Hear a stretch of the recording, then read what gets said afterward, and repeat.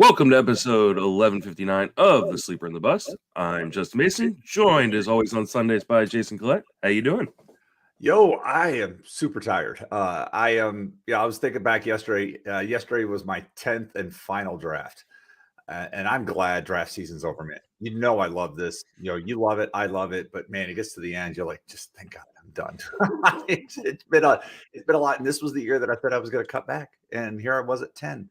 But it was a great week. I mean, I flew up to New York for one last time to auctioneer the Moneyball League. So shout out to the folks in that league that listen to this show. There are a few. And so Thursday went to opening day at Yankee Stadium with them and saw your Giants do nothing. So thanks for that. Sorry. Do nothing. Although Logan Webb looked fantastic, even just live. And had some really, really good seats. So you look on Twitter, you see picture, and I'm like, yeah, that was fun. So I got to go to opening day. It was cold, especially when the seats got out of the sun. I'm like, okay, it's cold. So that was fun. And then Thursday night, I went over to Eno's thing at Other Half Brewing.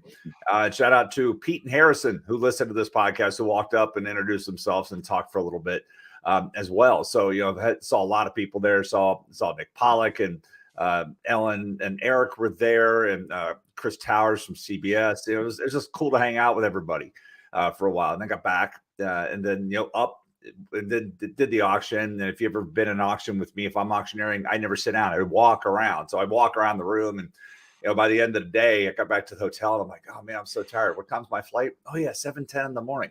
So had to wake up 4:30, make sure I got to LaGuardia, and then got in the car and drove to Greensboro, got started. Made it in time for the auction. And then last night was late because I had to pick up my son from prom. And so I slept in this morning. I woke up like about 45 minutes before we started recording this. So if my voice sounds a little kind of funky, that's where I'm at. But it's been a great week. And hey, Rays are 2-0. I'm not sorry about that, Paul. Just not sorry at all. So it's great, man. How are you after that long ranting intro by me?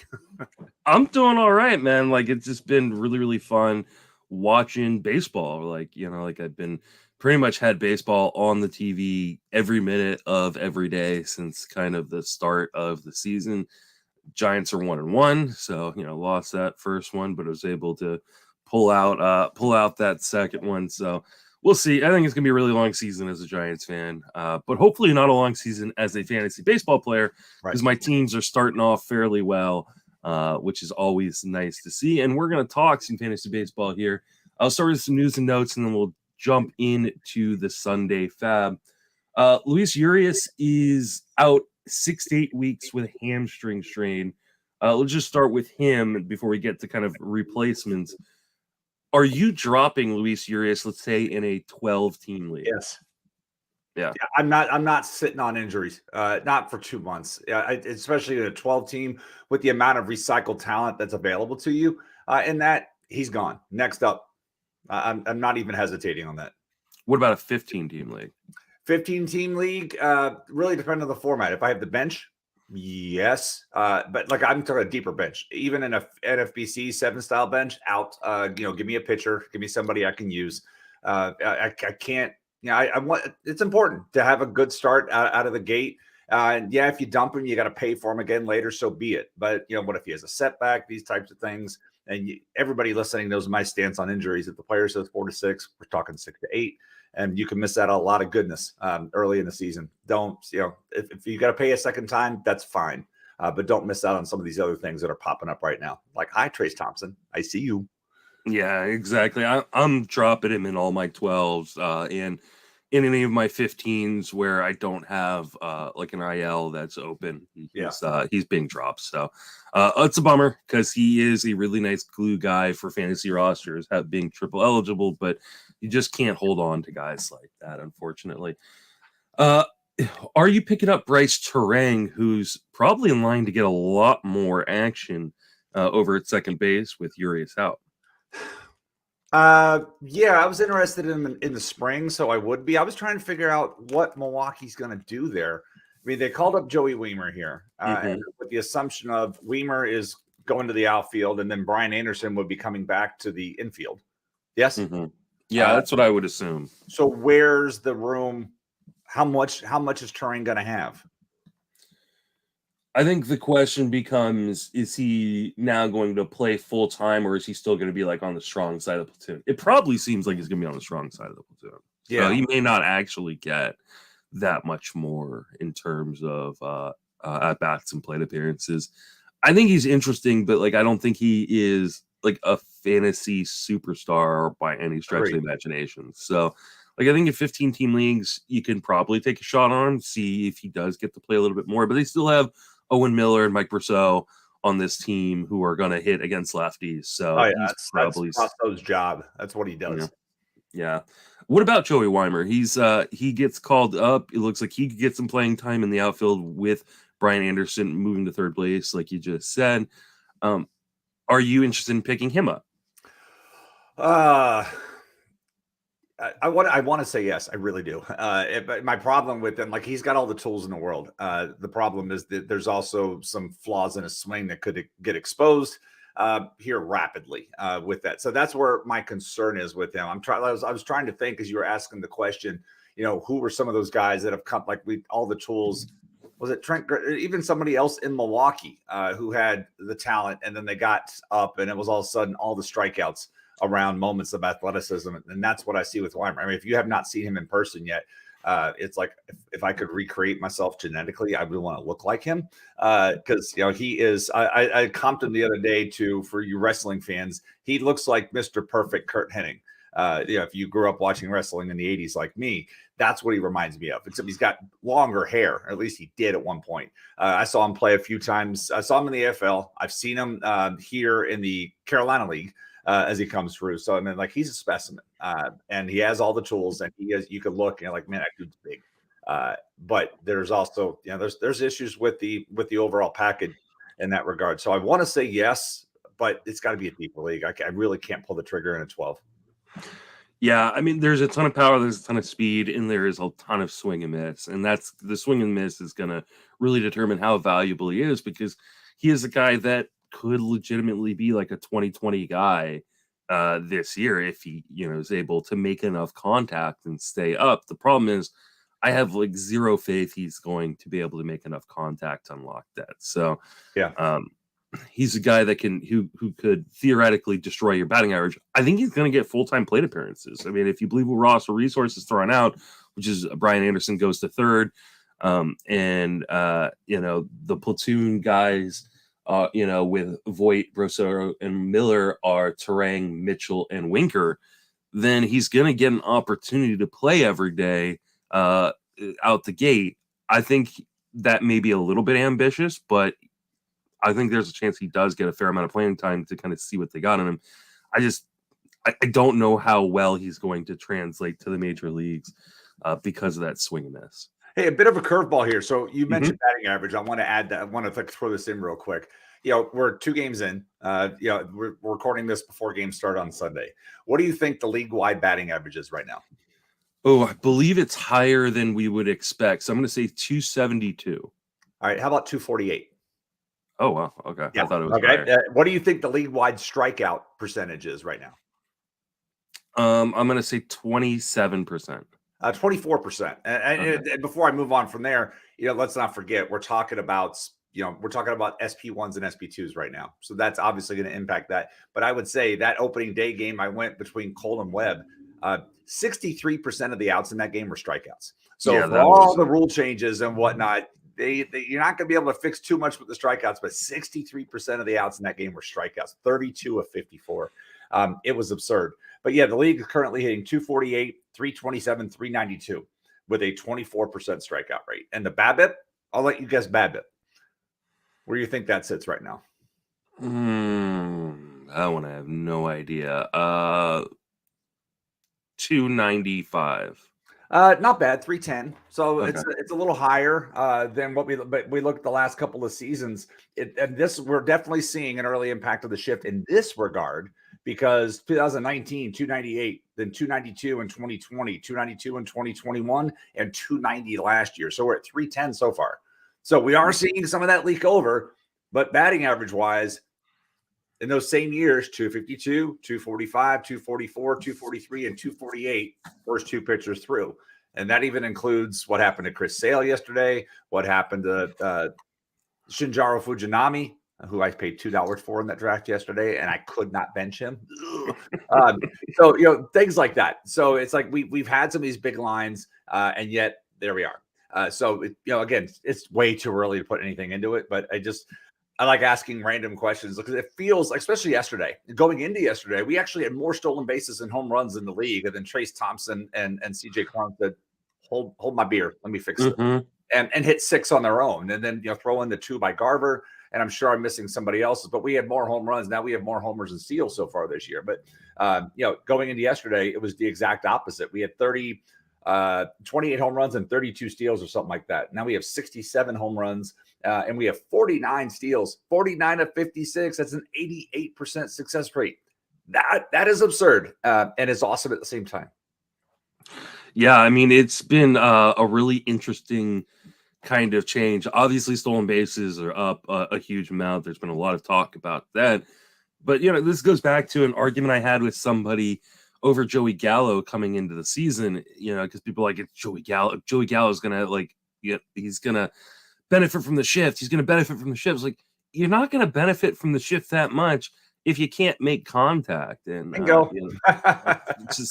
It's a huge problem for some guys. And seeing these strikeout numbers being a little bit higher, it's something I think I mentioned earlier on in the off season when these rules were being kind of talked about. And I kind of wish I had stuck with, because I thought, hey, maybe these pitchers like Logan Webb, who have been getting a lot of ground ball outs over the last couple of years, go for the strikeout a little bit more in order to kind of offset what could be, bad defense or more holes in the defense without the shift. Maybe that's what Blake Snell was doing when he had a typical Snellian outing on opening day against the Rockies in Petco. Yikes. Yeah, that was brutal. Every time I get back on the wagon with him, he does that to me. Go ahead. Robbie Ray is out with a flexor strain. It is a grade 1, I believe. Yes. But how worried are you about this? I'm not happy. I would say this. Here's the team, Arizona Fall League, Writers League, drafted this in December. Here are my first 1, 2, 3, 4, 5, 6. Here are my first 7 picks in that league. Otani, Goldschmidt, cool. Nice. Jose Altuve, out 2 months. Carlos Rodon was my next pick. He's out for a bit. Camilo Doval got his first save yesterday. Cool. Starling Marte is running. Awesome.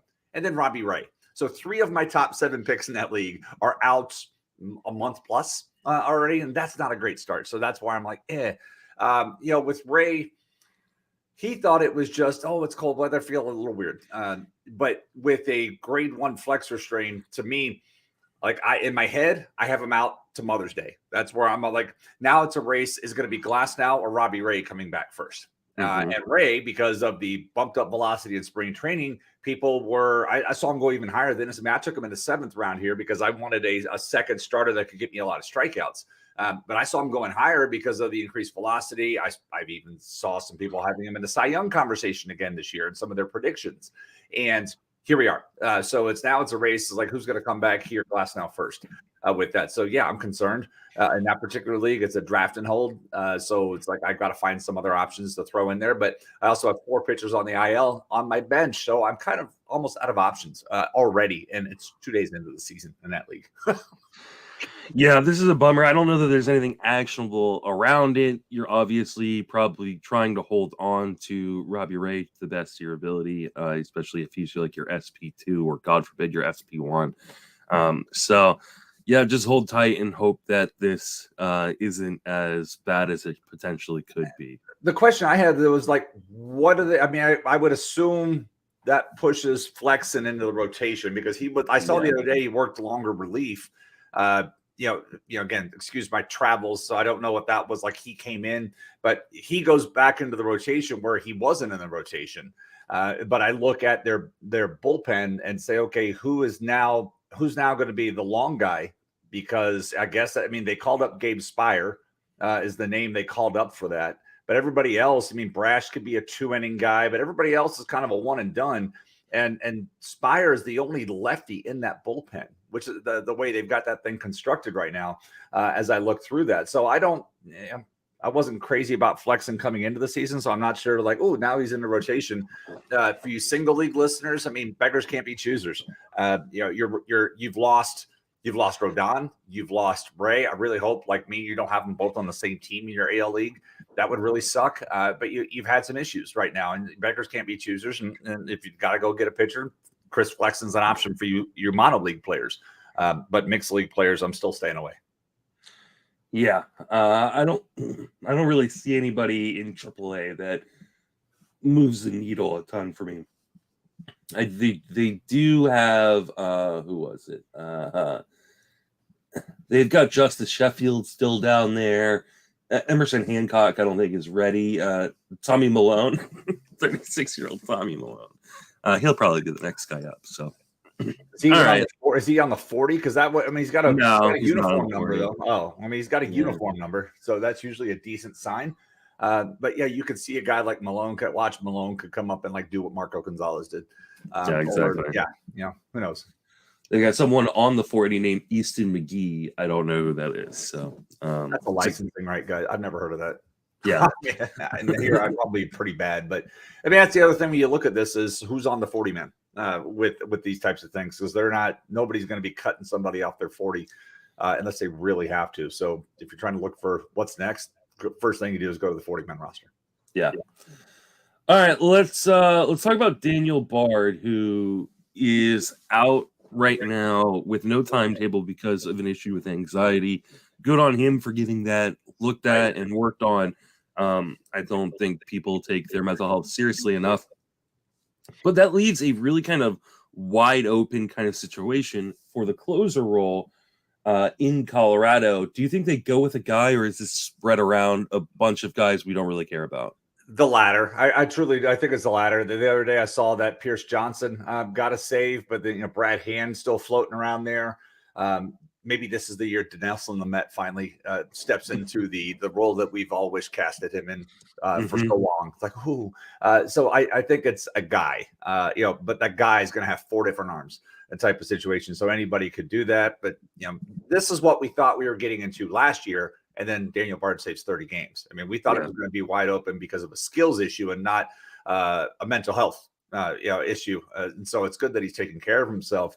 But this is a wide open opportunity for somebody else to step in for the time being. Hopefully it's something that Bard can get it, help, get better. I don't know.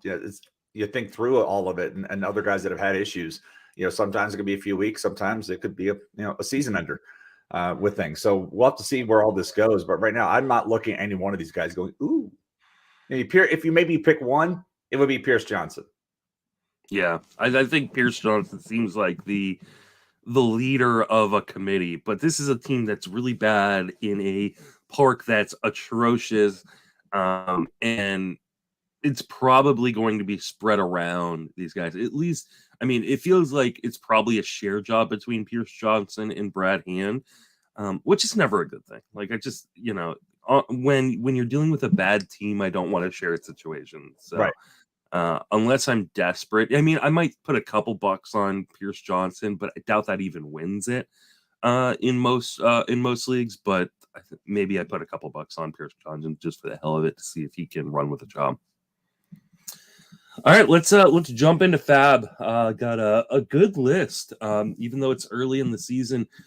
Tylor Megill is going to move into the rotation because of injury to Justin Verlander.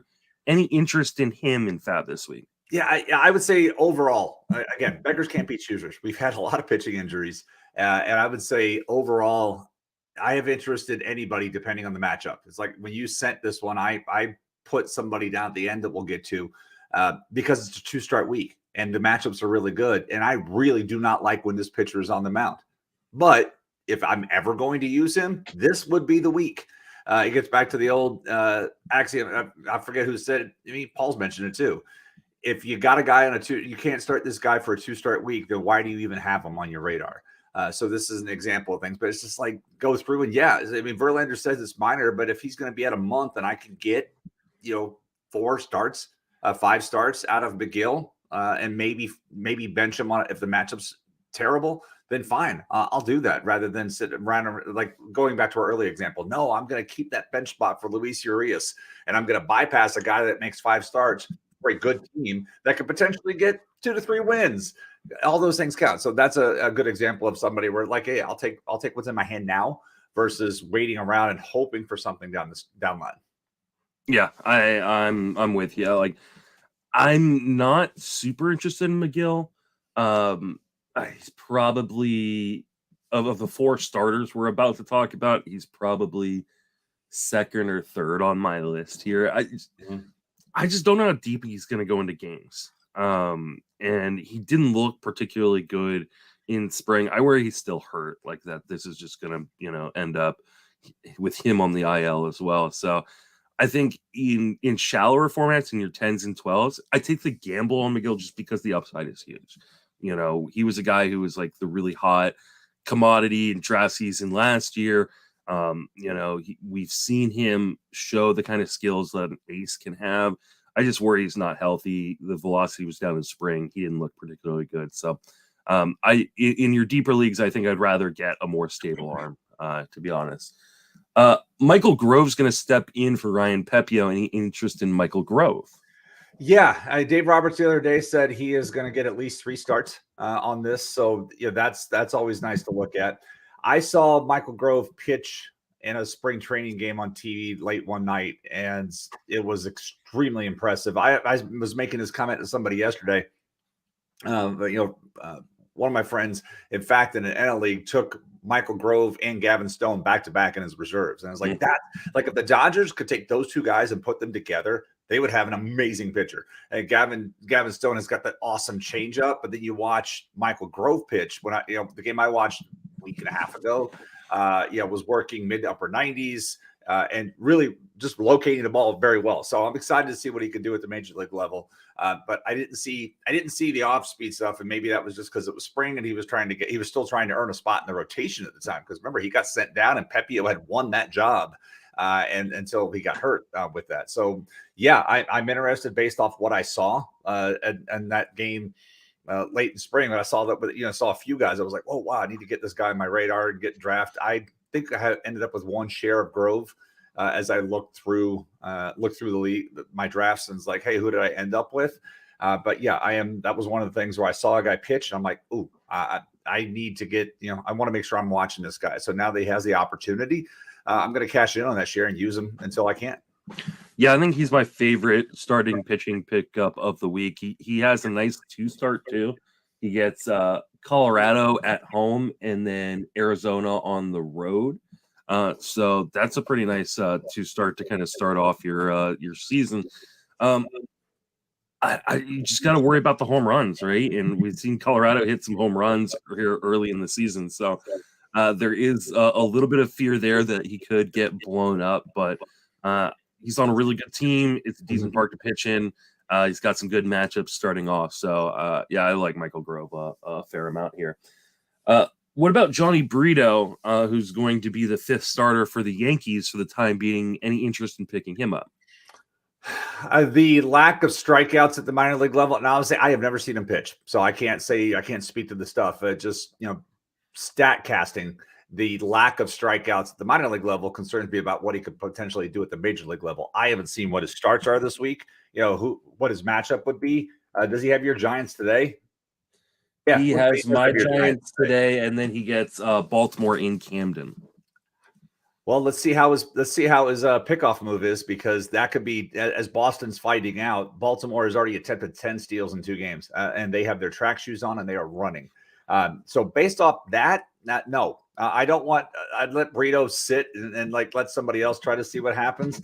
But we'll see if he does well against the Giants. FAAB run tonight. I could see somebody taking the chance. But that Baltimore start, the way these guys are, once they're on base, they're taking off. That could be a scary situation. Yeah, I think he's kind of 15-team mix fallback option, or obviously AL only if he's still around your AL only league. I just don't know that he registers in a 10 or a 12 team. I definitely looking forward to watching him pitch today against my Giants and seeing if there's anything. But you're right, the strikeout numbers aren't super enticing, and this is a guy who never really projected to be a top tier starter anyway. So I'm probably leaving him on the waiver wire for right now, unless if he comes out today and shoves and looks really, really good, then maybe I change my mind. But for now, he's kind of at the bottom of my list here. What about Kutter Crawford, who's going to jump into the rotation, at least for a little bit? He gets a start tomorrow versus Pittsburgh, and it looked like he was going to line up for a second start against Detroit, but maybe Tanner Houck is going to jump into the rotation instead in the latter part of the week. So any interest in Kutter Crawford? No, because if you look last year, he worked 21 games, 77 innings total with that.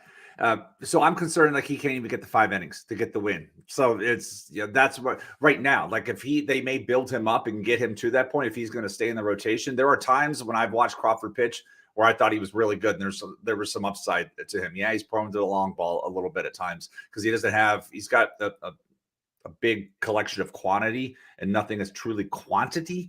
No, I'm the other way. He's got a big collection of quantity and nothing is truly quality, but he's got enough to get through. So he has the repertoire to do it. I just don't know if he has the arm strength built up or the durability yet even to go 5 innings into a game. So no, I'm not interested. If I thought he was getting that second start, I'd be a lot more interested. Yeah. Just because it would be a really, really nice second start. But it looks like Nick Pivetta is going to get that 2 start instead, which makes Nick Pivetta an interesting 2-start streamer this week. But yeah, Crawford, I think I'm a little bit higher on him than you, and maybe I do take him over Brito, but I probably take Megill. And Paul and I had this discussion. I think it was on Friday, where he's a little bit more aggressive with his streaming early on in the season, and I'm a little less aggressive. I don't want to start in a hole. I'd rather have to take those gambles a little bit later, especially after I've gotten to see guys pitch, as opposed to taking the gambles early and getting burned and having to work my way out of it. So I'm probably staying away from most of these guys outside of Michael Grove. Let's move into the bullpen. There's some interesting guys who picked up saves. Dany Jimenez picked up the first save for the A's. Do you think he is going to get a shot at being the guy there, or is this another job that is shared around so many guys, and because it's a bad team, it's not going to win a lot of games, nobody's going to be relevant? So early in draft season, I liked Jimenez for the price because everybody's attention was really on Trevor May. Or even Domingo Acevedo, they were Acevedo rather. They were on. The tension was there, and so Jimenez for the price, I was like, okay, cool, I'll do this. Then there were concerns about the velocity in spring training, where it was like barely touching 90. And then I was just looking over here on the screen at his outing. He's thrown 27 pitches, and his average fastball velocity is 91. It was 93.9 last year. So. And the slider went from 82 to 80.6. So far the velocity is still not there. And so what was, we'll see what it's like in spring so far. One sample size of 1, that's not fantastic. That's a concern. So if he's out there just throwing 91, then I'm not going to chase that down because that may be a short-term thing for him. But when I see a velocity drop like that, I'm concerned. Yeah, I'm a little concerned as well. I think he is going to be given an opportunity to be the guy. He did lead the team in saves last year, though he did it with only 11 saves. So that tells you exactly, like, even if he is the guy, like, how valuable can he really be? I think you hold on to him if you already have him, but he wouldn't be my highest priority pickup of the closers we're going to talk about today. Yep. Andrew Chafin got a save in Arizona. Is he the guy? Because I think a lot of people were trying to pick up Scott McGough. Yeah. I think we made the comment the last time you and I recorded. Nobody in the Arizona bullpen was inside the top 500 of ADP. So it was like nobody knew what was going to happen. And I still believe that. Nobody knows what's going to happen here. I still like McGough's stuff, but I didn't see the matchup. Maybe it was, hey, there's a few lefties in here, so let's let Andrew Chafin come get the job. So I still think this is a situational type of thing. But again, this was a wide open type of situation. Now, Chafin does have the stuff. I mean, let's not forget this was a team that let Mark Melancon just go out and do it with that. And so it could be a repeat of that. I would, I would not argue against throwing a few dollars towards Andrew Chafin to see if you win, or make sure that somebody else spends the money, because you never know, if everybody else assumes that nobody's going to bid on the guy, then somebody ends up getting him cheap. You're like, oh man. So make sure somebody else spends on that, especially if you're in a victory system, which I wish NFBC would go to, especially the guy that spent $926 on their FAAB last week, whoever that was. So it's, to those lines. So that's where I still think it's a wide open situation, but something I definitely want to keep an eye on. I mean, this is an interesting situation because McGough came in for Mookie Betts in the ninth. McGough pitched the eighth. So McGough pitched the eighth, stayed in for Mookie Betts at the top of the ninth. The next batters were Freddie Freeman, Will Smith, and Max Muncy. Well, that explains two or three lefties there. Yeah, so maybe it was just a matchup type thing, or maybe how many pitches had McGough thrown at that point? Let's see, 1, 3, 15. Go to the bullpen chart. McGough had thrown 13 pitches. Yeah. And Chafin came in and got a save with 10 pitches. Mm-hmm. So it's interesting. I think this is a shared role. Like, I think this is a committee. I'm gonna put a couple bucks on Chafin, but I think that McGough probably gets the stronger side of this. But maybe this is split like 60-40 between McGough and Chafin. The guy I am really interested in is AJ Puck, who came in, got a save for Miami. He was one of my late round picks in my main event as my second closer. He got the first save in Miami. Are you interested in picking up AJ Puck, who looked really, really good in spring training?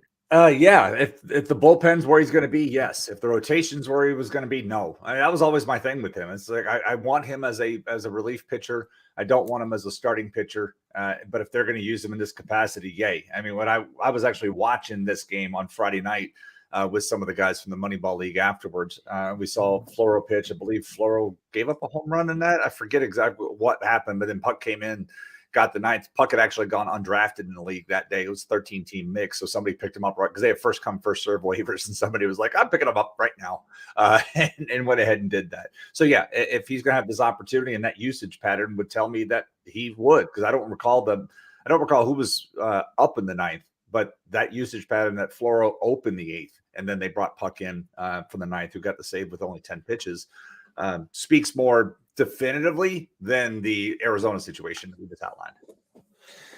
In the ninth, it was Lindor, Pete Alonso, Mark Canha, and Jeff McNeil. Left. All right. So that's to me, that wasn't matchup dependent. That was This is our guy. Yeah.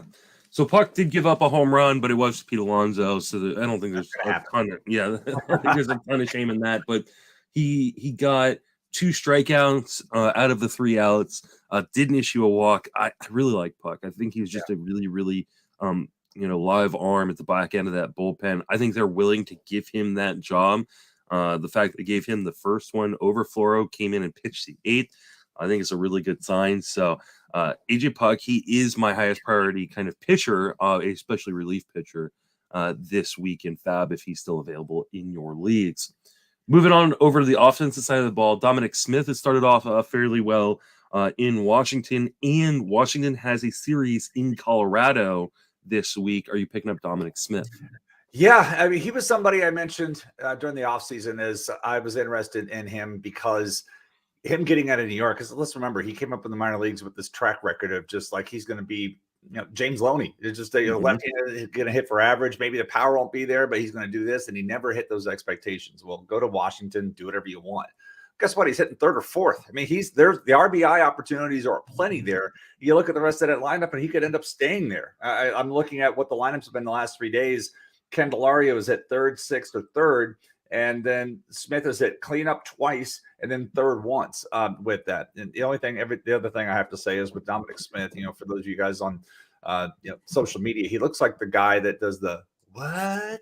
Yeah, that guy that always reacts to videos, that's who I think of. I'm like, if he's not making TikToks, then he's out there raking and driving in RBIs. So as long as he's going to hit in the middle of the lineup like this, and I'm looking at that depth chart saying, okay, who could he possibly lose his job to? Nobody.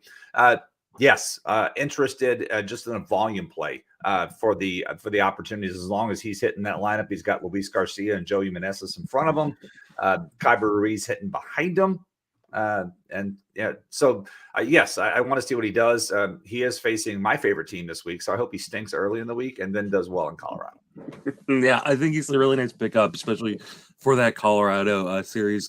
Weimer Candelario, another guy who's kind of an interesting deeper league pickup.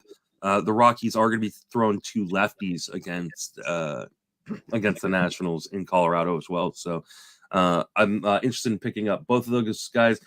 On the Colorado side, Elehuris Montero looks like he's going to play every day. And I think this is a little bit surprising considering Mike Moustakas was signed. Montero's playing a fair amount. Are you interested in picking him up at a weak third base position? Yeah, it's surprising because, he's under 25 years old and Rockies exactly. Right. That's like, what? So, yeah, I mean, he's hit the 5th and 6th, and he's played third base for all 3 games so far as I look at the chart. With that. So, yeah, I think yesterday Moustakas pinch hit. No, he was a DH yesterday because I was listening to the game last night waiting for my son. So I was listening to that. But, yeah, it's just surprising that Montero was young and they're using him because he is outside of Tovar because they don't really have another option at shortstop. But the rest of that lineup's rather old. And then there's Montero and there's Tovar down there. So, yeah, I was interested. I had a few shares of Montero last year at draft season. I think I ended up with 1 this year. With that, but yeah, Colorado matchups dependent, and yes, interested, especially if he doesn't get any lower in the lineup. But if you look at the rest of the lineup, I don't know how he could. Diaz hitting 7th, Castro hitting 8th, 2 of the last 3 games, then Tovar 9th. So I would believe that Montero is there to stay in the 6th and possibly even moving up to the 5th spot as he did on opening day if there's a lefty on the mound. Yeah, I mean, I think he's a guy who could hit like 250, maybe even 260 with that, the BABIP fuel that you get from Coors Field. And there's real pop in that bat. Like he's a 20, 25, maybe even more homer bat. So I think Montero is a really, really interesting pickup. He is probably my top priority on the offensive side of the ball this week because I just think with being in Colorado and having the ability to play every day, as it looks like he might do, could be really, really valuable. Spencer Steer, he's having a nice little start to his early season. He was a guy that a lot of people were talking about kind of as a late round kind of dart throw, a guy who's going to play every day in Cincinnati, which is a great park to hit in. What are your thoughts on Spencer Steer? He worth picking up? He's going to play every day. What right now the problem when you look at the matchups right now is he's hit 7th twice. So it's like if there is a lefty on the mound, he's hitting high. He hits 2nd. If there's a lefty, he's hitting 7th. So that tempers my excitement for him. So yeah, he should be out there every day. But you look at roster resource, and that gets into platoon city in some places too. There's already 3 other platoons there. If he gets into a position where he struggles, that could be a problem for him. But right now, as long as they're not facing again, they're going to face more righties and lefties. That's just the way baseball is. And if he's going to hit lower in the lineup, that tempers my excitement for what he could possibly do in a 15-team league. You can't, with the way third base is, you have to. In a 12-team, in a 10 or a 12, I'm not as excited because it's all about at bats. And if he's going to be hitting 7th, that's a bat here and a bat here. Those things add up.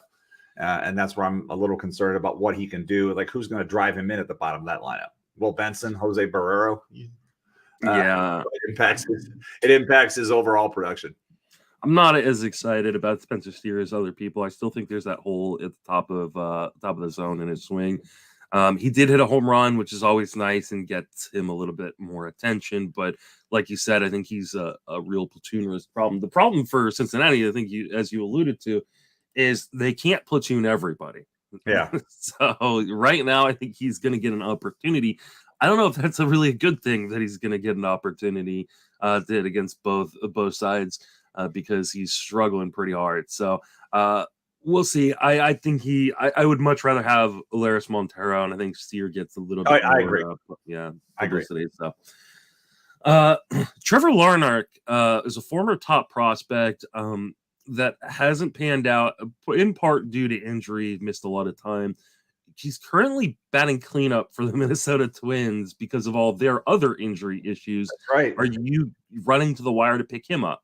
He's hit cleanup 3 straight days with it. And the good news for him is they faced a lot of righties. But then again, if you look throughout the AL Central, they're not playing as many AL Central games, but there's a lot of righty pitchers in the AL Central. But he's hit, when it's been a righty, he has been hitting cleanup because of the way the lineup is right now.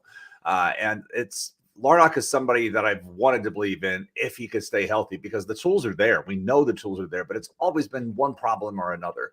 But right now, while he's healthy, while the rest of the team isn't, and he's hitting in the spot against righties, yes, this is somebody that I want to take the chance with Kepler, Correa, Buxton in front of him, Miranda behind him. This is an opportunity worth taking a run at until it's not working, until the situation changes. Yeah, I mean, he may be on just the strong side of the platoon, but that's a pretty good spot to be hitting fourth in the lineup, and he, like you said, he has skills, right? We know there's power in the bat, and he's actually got a really good contact skill. I think Larnach should be one of your top priorities for pickup this week. If you're going to the wire, especially to replace an outfielder or just kind of cycle the bottom half of your lineup, I think Larnach is probably my top hitting pickup, and probably my top pick of the week, unless I'm really searching for saves off the waiver wire. So I like Larnach a lot. He's a guy I really liked when he was coming up from the minor leagues. Hasn't been able to stay healthy, but healthy right now. And like the Minnesota Twins are, the rest of the team is not. So I think he's going to get that opportunity. Indeed. Hwan Bae is an interesting pickup. He stole 2 bases in a game. On my bench. On your bench. This is a guy I talked about earlier on in draft season for like draft and old leagues, but it looks like he's starting to, if he can keep up some stolen bases, he might move himself into mixed league, even 12-team mixed league relevance. Are you picking up Hwan Bae? Yeah, because he's, he was outfield eligible at the draft. He's got 2 games at second base already this weekend. So if you are in a league that's like a 3-game league, or if you're in a 1-game league, he's already gamed. If you're in a 3, that's got to be on the cusp, and a 5-game lead should be achievable by the end of the week. So he's playing there. I was attracted to him in deeper formats because of the versatility. They said they wanted to use him in different places, and they already have outfield and second base. So he's got both of that, and he's run. So yes, I'm interested in him in a deeper format. There's still limitations to the overall package of what he can do. But in mono leagues, if he wasn't already taken, the league that I have him on bench this is an 18-team mixed league, and he was a very, very late outfield target because I got Susan Lucci'd all over the place in this draft at the end of it. So I was missing out a lot of targets. I'm like, let me do a speed. Oh, this guy, boom. This is who I'm taking. And then I didn't put him in my lineup this weekend. So, with that. But yes, I am interested because in the deeper formats, obviously, because I did it in an 18-team league. But with the versatility, that should keep him in the lineup every day. And he does have the skills to run. Yeah, he has got a good hit tool. I think he can be kind of an above average kind of hit tool guy. So, guy maybe it's like 270, maybe even low 280s. Batting average, and then steal a bunch of bases, and he plays everywhere. If there were a lot of talk about, and I think I'm said this more than once throughout the draft season, is I'm not looking for last year's John Birdie. I'm looking for this year's John Birdie. Hwan Bae could be this week's or this year's John Birdie, and so I think you should be going to the other waiver wire and picking him up. Like you said, he's outfield eligible in most formats.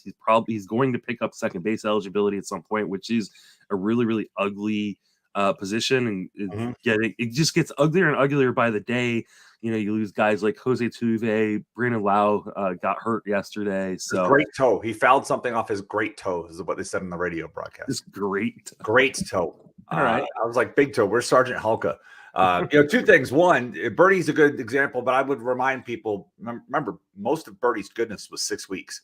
So, don't think it's like money in the bank. I can go the rest of the season. I can put my attention elsewhere. It's, watch it, because Birdie was great for 6 weeks until he wasn't. And then I wanted to go back to puck real quick, because I had a note on the screen I neglected to read. Lance Brozdowski had a note from some stuff. He said, AJ Puck has got a new slider. The old one had 3 inches of horizontal movement at 87. New one's got 12 inches of horizontal and a lot of lift, 6 inches of carry, 84. So he's now throwing a sweeper versus a slider. So if you weren't already like, ooh, I like AJ Puck, you may like him even more now that he's got some sweepiness to his slider. So I had that particular note over here on the screen. I forgot to mention earlier with Puck, so I wanted to revisit that real quick. I like that. All right, and then we're finishing out with Josh Fleming. He's got a 2-start week. You had wanted to highlight him, so you threw him at the bottom of the list. So talk to me about Josh Fleming. Yeah, so this is what I was talking about earlier. Josh Fleming is a complete pitch to contact guy. He's got to work the peripheries of the strike zone, as the late great Dave Wills would talk about on the broadcast. He's got to be slippery. He's got to get guys looking for something and do something the other way, and that's what he's got to do. I personally do not enjoy watching him pitch, because it's a lot of pitch to contact and the batted ball luck dragons and everything with him. That said, in a 2-start week against the Nationals and the A's, I already got him in one. A FAAB ran in one of my leagues yesterday, got him. And I had that aforementioned 18-team league. I knew this 2-start week was coming up, so I took him in that one. So I'm using him in 2 different leagues myself. And I will actively cut him for somebody else after this weekend to move on. But this is the kind of thing, you mentioned earlier, Paul likes to be aggressive in his streaming matchups. This is the type of matchup that you'd want to take advantage of, because it's not rare that you'd want Josh Fleming out there for 2 weeks, 2 starts in the same week. But this is one of those weeks. Yeah, I'm with you on that. If you're looking to stream, I think Fleming is one of those guys that can do. Like I said, I'm a little bit more conservative early on, and as you mentioned, Paul, a little bit more aggressive. But I think Fleming is a pretty decent 2-start option. No, I like doing it on a cheap. I mean, like I said, yeah. I think I spent $2 or $3 in $1,000. Like, it's a single digit thing. And if somebody else gets it, more power to them. Whatever. Yeah. I'm not talking about like I guess I'm a mixture between you and Paul. I am conservative in what I will spend early, but I am aggressive in what I will consider. So like, I'll put it out there and say, okay, $5, $6. And if somebody says 9 or 10, okay, fine. I missed out on that one. But I'm not going to go out there and aggressively spend my money, but I will aggressively explore options and look at it and say, okay, here, this is out here. Let me take a stab at it. And this could end up poorly. I mean, this is another league where I had pardon me, I got Fujinami yesterday. Took that hard. I have Chris Sale in the league. That did not look good for me. So it's like, but with Fleming, these 2 matchups, these are the kind of things you have to consider. You may be able to sneak in that cheap bid, get it for a low, and then enjoy. Maybe he gets one or both of these wins with this. The A's, yes, they split the series against the Angels so far. They win. They take the first games. All right, so. Yeah, but they're still not. It's not a lineup you should be petrified with. And then Fleming's also really good at controlling the running game with his. He's pitched to the pitcher. He's always been a give me the ball, let me pitch it. Give me the ball, let me pitch it type of thing. So the pitch clock shouldn't be a factor. If you're worried about the running game with Oakland, Fleming's got a good move. That should help keep guys close. And just being a lefty normally keeps guys close, unless your name is John Lester. So I like these matchups, and I'm going to use them. And I would say the same thing if he was pitching for any other team as well. It's not Ray's bias. It's just you couldn't ask for a better 2-start week early in the season. And if you just lost, Robbie Ray and you need a replacement, you can stream your replacement. Maybe there's not one good guy on the waiver wire, but if you can build a Robbie Ray Voltron replacement, 2 starts from this guy, 2 starts from a guy next week, a good matchup, and try to get 5 starts over the next few weeks in a Voltron-like fashion, go for it. Yeah. All right, that's going to wrap us up for this episode. Jason, where can people reach you, and what are you working on? So right now I'm working on looking at the early stats. It's something I enjoy doing every year, like home run to contact is one of the things I like looking at right now. And home run to contact, just as a preview, home run to contact, the formula for that is at bats divided by home runs minus strikeouts. So looking at that. And so like last year, I would go back to 2019, home runs by contact, we would see a home run every 5.5% of the time a ball was put into play.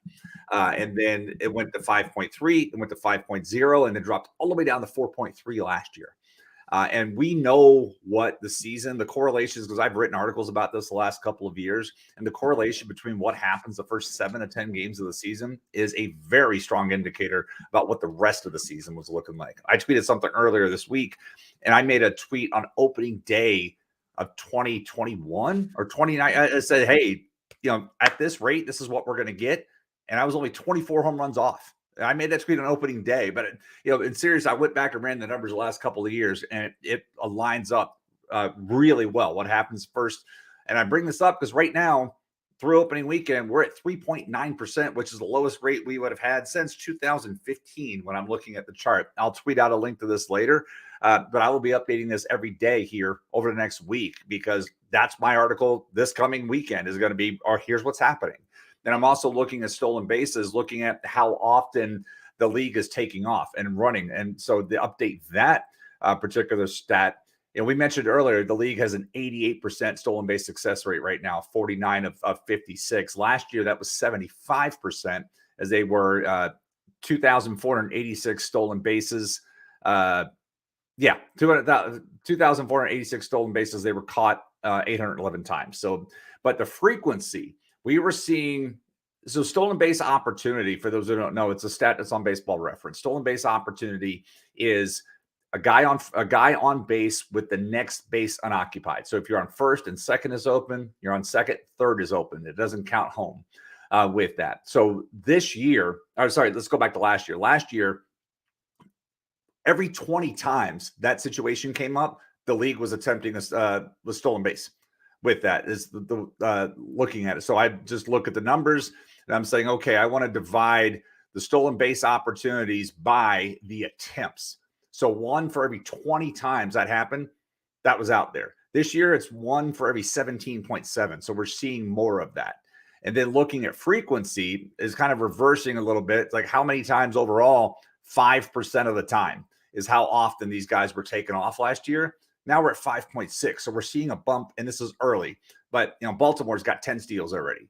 There are 5 teams that have yet to attempt a stolen base with that. So we're going to see, it's just one of these things I want to continue to watch. The early, I don't have any foundation baseline to say, okay, the first 2 weeks is going to be a trend. I talked about in the spring a few times that the spring training rate, we know what the average reduction has been and how that translates over.